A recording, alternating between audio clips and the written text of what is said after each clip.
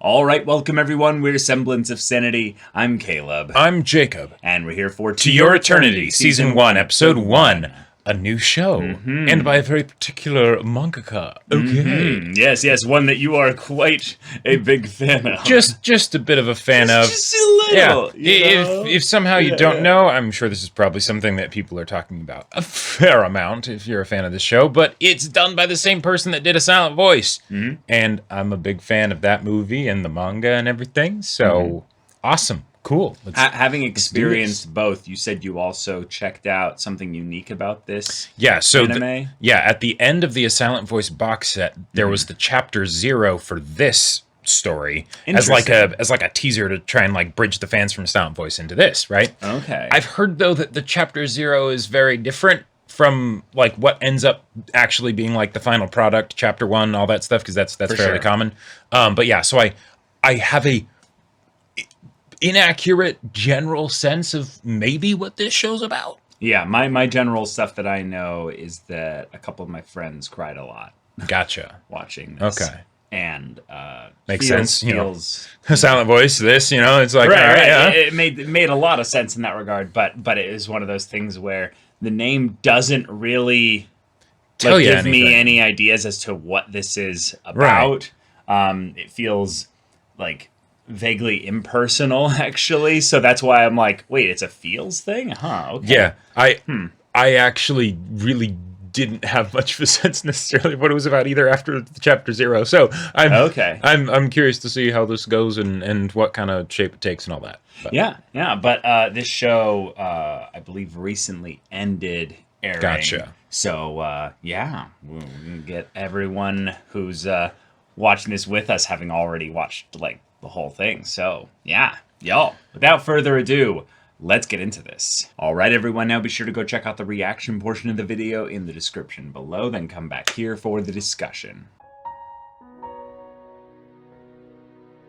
All right. Okay. We have a very unique premise here. Yeah. We have ourselves an entity that was an object before getting flung to Earth. Yep. And then takes on the form of what it comes into contact with. Yeah, and that it gets stimulation from, specifically. So first time being, hitting up against a rock, the most basic of stimulation, and right? Could have been there as a rock for ages. Yep.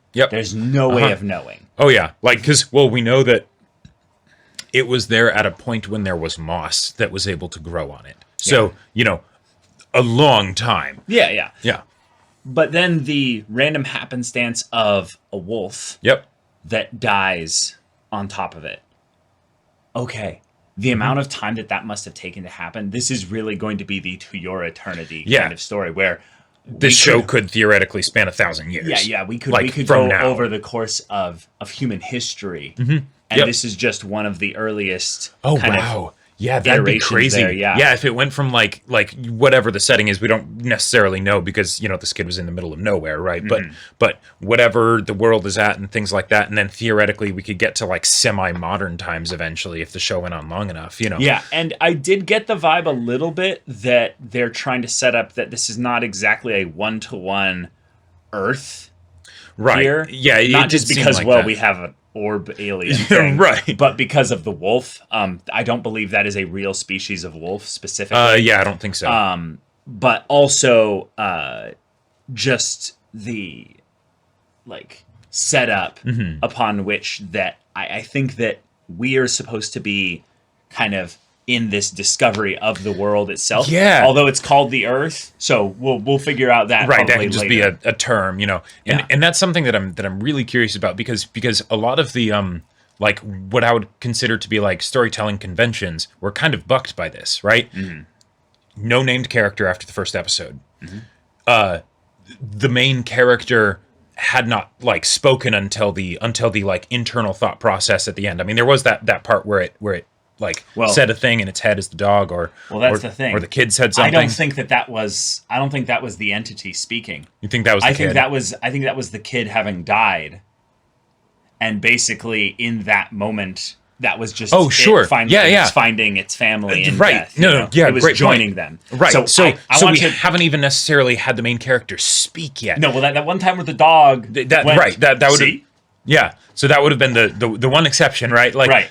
Step. Like, you know. Yeah. But I think that that's an important thing to note here, is that this is a story that gives off spiritual vibes. I actually get the vibe that this is a story that will question whether or not this entity gains the equivalent of a soul over the course of this journey. And you could say that it has already. Well, right. I mean, that's a whole fuzzy conversation. In the metaphysical sense, allow me to just go off here for a second. There's no real like soul. That's not a fundamentally scientific thing, or right. It's It's dark matter. It's the term that we use to try and explain something that we don't understand. Yeah, exactly. But the point is that generally accepted is the combination of the mind, the will, and the emotions, and these are things that a lot of entities have an essence of. Like a dog has a will, it has a mind, and they definitely have emotions, for instance, there.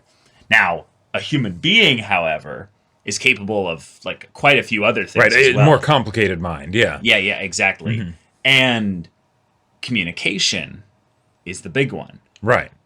Communication on a level that, well, this entity might not even have any practice in. Right. Like, so, it'll probably have to learn, and given that it now has a human form, it learned to bark, so it'll probably learn to talk. It listened to the boy speak for all that time.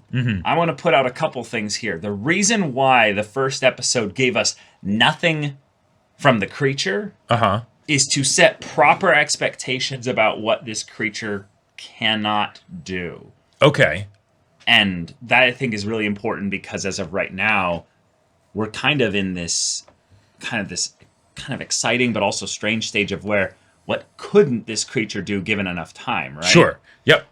And that was one of the other things that I thought was really interesting about it, because since the entity is one that mimics and even the whoever it was or whatever it was that cast it to this planet, right, is looking to observe, it's kind of like basically telling the audience, hey, stay in that mode of basically being open to literally potentially anything happening, because this story could, go into like sort of stereotypical medieval low fantasy kind of setting and all that stuff, or it could go, skip forward 1,000 years or something like that, and then suddenly he's somewhere completely different. Or we could spend an entire episode of this entity just learning about vegetation, right? Yeah, and how to feed itself. Yep. So what I'm really excited here is the idea that we were told that this thing cannot do anything it does not imitate, meaning that as of right now, all it has the capacity to do is everything that at the very least it saw the boy do. Right. Which was know how to take care of itself and survive. Yep. Know how to speak, probably. No, also the concept of like family, dreams. Community, dreams, love, maybe a couple other things there. But I think that because it has not actually practiced those things, we need to know where the divide is between this entity observing versus actually putting things into practice when it's at the form it was in before copying the thing that it was learning from. If that makes sense. Meaning that right now, the wolf actually, as the boy, now might not be able to speak. It has to actually practice it. It heard it as a wolf, but it did not necessarily have the ability to go, to practice it out, Yeah, right. It's something where we can basically see the development of this creature, this thing, as the show goes on, and right now it doesn't actually have a lot. It might be human, but the kid didn't have a lot either, right? He had to talk to himself in order to have some company, right? Or talk to his dog, So, or wolf. But I very much get the idea of the spiritual side of things as well, because there were multiple times where the story kind of gave us this almost feeling of, well, reincarnation from the corpses of the Uh-huh. things that it was copying. And there's something about humanity in a weird way I was that you gonna could say, get into actually, that, but yeah. also I would say nature just in general. Sure. Is that It's the death- circle of life. Yeah, well, no, I'm not memeing here. Death is basically the bedrock upon which life then Yep. bursts forth. So if we're going to see a story that is about the cycle also of life and death, Uh-huh. I can very easily see where things will get not only spiritual, but also emotional. Oh yeah. Because the story might just be local alien wanders the earth, meets things that die. It does not, though. So Right. it copies the things that Oh, die sure. in Yeah. order to understand. Like this you know. this entity could run into like, some grandma or something like that that's like, oh, well, where are your parents? Okay, I'll take care of you, right? Right. And then maybe spends a really long time with this grandma until she eventually dies of old age. And then Sure. it's just, okay, yeah, you learned a lot from the grandma. You got to know her and Yep. things like that. And maybe, form a really deep emotional connection. Yeah. But, that's gone now because Yeah. because you're an alien, so we can do a lot of crazy shit in this show, and there you go. Like, one of the things that I'm really excited to have happen in this, or to see how the mangaka handles it, and then how it's also, done in the anime, is the idea of nonverbal communication. Because that was one of my favorite aspects of A Silent Voice, because Shoko was deaf, right? So that was, Yeah, like, well, we're not going to get that kind of, like, Shoko. no, totally, right. Yeah, Probably yeah. high level. Oh yeah, right. It's quality. not a movie, right? So yeah, there are all sorts of things. But given the fact that we didn't have our main character really speak hardly at all in this really. first episode, and the idea of observing was put in very strongly, and that the entity does that makes me think that the entity will be a great listener. So the entity might be able to like get to know people through like their stories and stuff, and and like just all kinds of different Sure. angles to just Yeah. explore the human condition. Yeah. But- I'm also, because this is an anime, I wonder in what ways is the being going to be threatened physically? Because if it can just copy things, Right. is the worry that it will be discovered as an alien, or is the worry that it will wander an area where there's no stimulation? Oh, And sure. it will not be able to copy itself into something until Well- it becomes like this is something that I really feel like that they could get into here that's a little bit like wonky. But the reason why I'm wondering what it can't do, not what it can do, is that what if it copies a concept? Like not a Sure. physical thing, but Yeah. as long as it gets stimulated by that thing. Right. It becomes the spirit of of love or something like that. Sure. And, yeah, it goes around to families everywhere, and Yeah. people, and yep. Yeah, Theoretically, that like, could happen. in a lot of ways, because it's called To Your Eternity. I assume that It's gonna get like Well, I assume that esoteric the thing, and like I assume that the thing itself will eventually become some actual non-physical thing.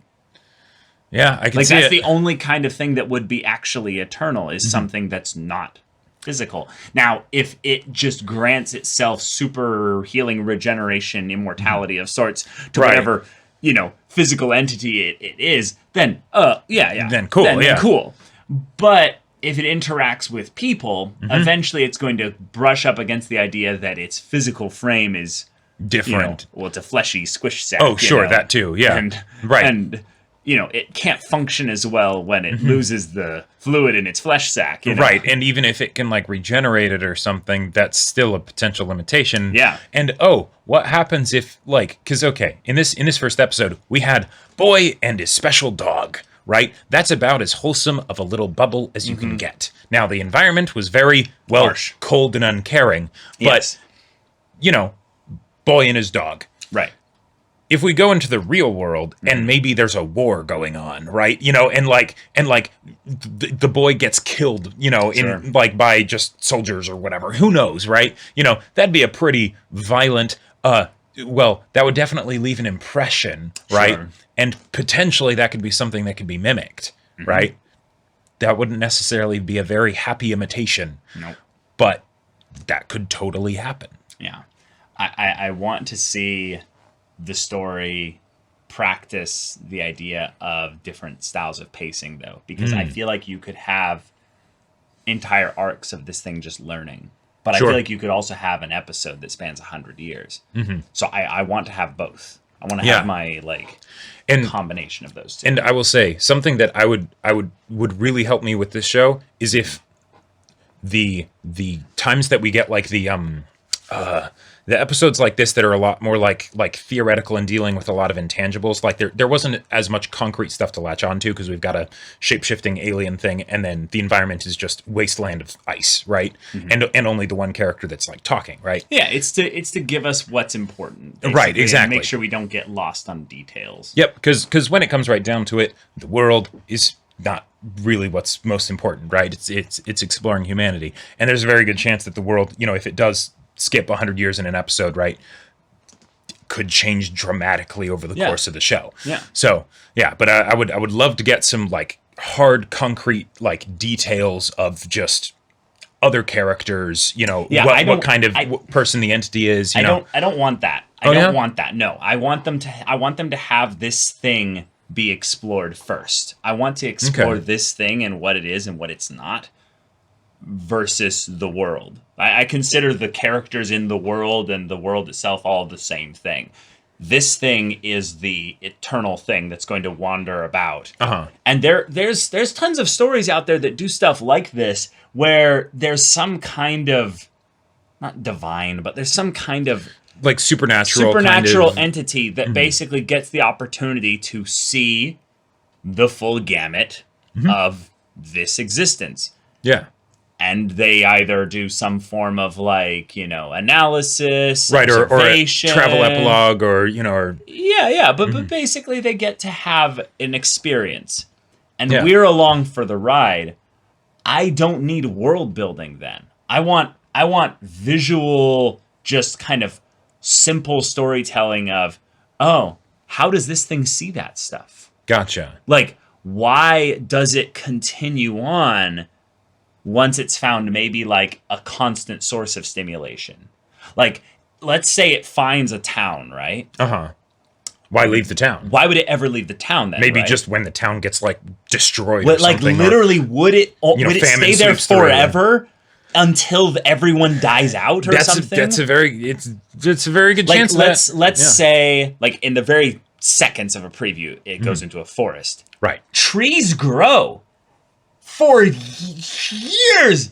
It could find stimulation in the bugs of the forest, and it never leaves. Sure. Well, and if for eons, or in a forest, that could be like, it could be a thing where it's like, okay, you got to some kind of civilization in that it's like maybe people with houses and things like that, a cluster of 50 people, right, that are sort of in a tiny little community, right? But that doesn't necessarily have to be like a big city, right? So that's something where, you could still keep things very insulated from the standpoint of not needing to necessarily explain what's going on out in the wider world, because that's not as important, right? Yeah. Maybe, it's just like, he meets a fisherman or he already met a fisherman, but, or someone that like, is a hunter in the woods, right? Something like that, right? And then it's just we're going to, take care of you, and you're going to see how our lives work, and, and things like that. And then eventually we grow old and die or something, but yeah. And I think the ways in which I could get the most emotional from a story like this is if the story is kept small. Same. I don't want to meet civilization anytime soon. I don't want to have some kind of grand conflict narrative in stories like this. I want things to be more spiritual, kind of slow. Absolutely. And I would love to have a moment at some point where 100 years goes by in an episode. Right. I would love to have that explored. Yeah, for me, I'm right there with you. When I mentioned world building, I feel like a better way for me to explain it is that I would love to see an episode that is really specific. This episode is really specific with regards to the relationship between the boy and the entity, right? But even then, because the entity couldn't communicate, it was really the boy, right? And then that gives us the foundation for what the entity will probably be like moving forward, Yeah. right? So I think you're getting that. Okay, yeah. Yeah. Like, it's now a human that's capable Right. of speech. So therefore, if it meets anything remotely like a human that can, communicate Then those on more some level. complicated interactions can happen. Yeah, and then I would love at some point also just to have the tables flipped and have it interact with a thing that gives it such stimulation but can't communicate back. Oh, sure. Like, what happens if it sees a sunset and it's like, that is forever. beautiful, right? And then it becomes a sunset. Like, Right. How would that work? It just goes west constantly. Right. Yeah. But y'all, thank you so much for watching this episode's reaction and discussion. If you want to see the next episode's reaction and discussion right now, though, go check out the link in the description below for our Patreon. You can get an early access there. You can watch full-length timer reactions there, and all this comes with Discord access, so you can chat with us in the community there about this show, about anime in general, and also be sure to check out our Twitch channel. We stream every weekday. The info's in the description. Yeah, so if any of that interests you, we'll see you there. But until then, we're Semblance of Sanity. I'm Caleb. I'm Jacob. And we'll see you all Next time.